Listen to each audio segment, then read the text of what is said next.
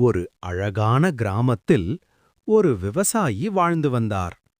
அவர் தினமும் தன் தோட்டத்தில் உள்ள கொய்யா மரத்திலிருந்து கொய்யாப் பழங்களை பறிப்பார். ஆனால் சில நாட்களாக மரத்தில் பழங்கள் குறைந்து வருவதை அவர் கவனித்தார். யாரோ என் கொய்யாப் பழங்களை திருடுகிறார்கள் போல என்று அவர் நினைத்தார்.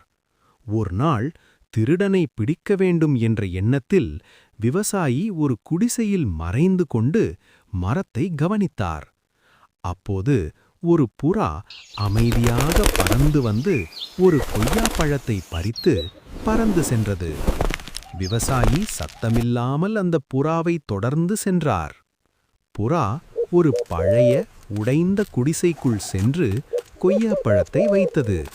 அதை பார்த்த விவசாயி உண்மையை புரிந்து கொண்டார். இந்த புறா தாயாகப் போகிறது. தன் வரவிருக்கும் குட்டிகளுக்காகத்தான் உணவை சேமிக்கிறது.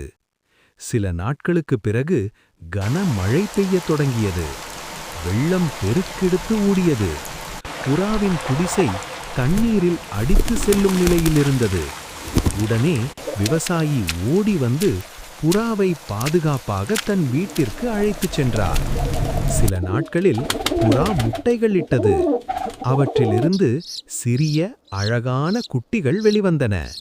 அந்த காட்சியை பார்த்த விவசாயியின் கண்களில் கண்ணீர் வந்தது. அது துக்கக் கண்ணீர் அல்ல, அன்பும் கருணையும் மனிதத்தன்மையும் நிறைந்த கண்ணீர். எல்லா உயிர்களும் தங்கள் குழந்தைகளுக்காக போராடுகின்றன.